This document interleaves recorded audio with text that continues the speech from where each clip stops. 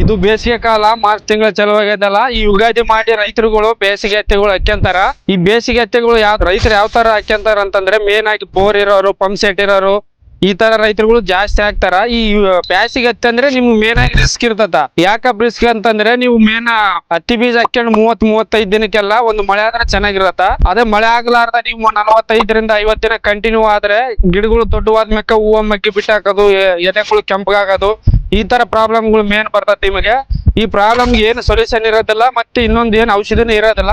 Main automatic ವಾತಾವರಣ ತಂಪಾಗಬೇಕು, ಇಲ್ಲ ಮಳೆಗಳು ಆಗ್ಬೇಕು. ಆ ತರ ಇದ್ದಾಗ ಮಾತ್ರ ನಿಮ್ಗೆ ಚೆನ್ನಾಗಿ ಬರ್ತದ. ಈ ಬ್ಯಾಸಿಗೆ ಹತ್ತಿ ಸಿನ್ನೂರು ಸುತ್ತಮುತ್ತ ರೈತರುಗಳು ನಮ್ಮ ಅಂಗಡಿಗೆ ಒಯ್ದು ಹಾಕ್ಯನಕತ್ತಾರ 2-3 ವರ್ಷದಿಂದ. ಹೋದ ವರ್ಷ ಆದ್ರೂ ಬ್ಯಾಸಿಗೆ ಹತ್ತಿ ಒಯ್ದು ಹಾಕ್ಯಂಡಿದ್ರು, ಅವ್ರಿಗೆ ಚೆನ್ನಾಗ್ ಬಂದತ್ತ. ಬೀಜ ಇಟ್ಕೊಂಡ್ 30-35 ದಿನಕ್ಕೆಲ್ಲ ಮಳೆಗಳು ಬಂದು ಚೆನ್ನಾಗಿ ಒಳ್ಳೆ ಬೆಳೆ ಬಂದತ್ತ ಅವರಿಗೆ. ಈ ವರ್ಷ ಆದ್ರೂ ಫೋನ್ ಮಾಡಿ ಕೇಳಕತ್ತಾರ, ನಮ್ಗೆ ಬ್ಯಾಸಿಗೆ ಹತ್ತಿ ಬೀಜಗಳು ಬೇಕಣ್ಣ ಅಂತ. ಹೊಸದಾಗಿ ಯಾರನ್ನ ರೈತರುಗಳು ಬ್ಯಾಸಿಗೆ ಹತ್ತಿ ಹಾಕ್ಯನವ್ರು ಇದ್ರ ನಮ್ ರಾಮದೇವ್ ಅಂಗಡಿಗೆ ಫಸ್ಟ್ ಕ್ವಾಲಿಟಿ ಬೀಜಗಳು ಬಂದವ.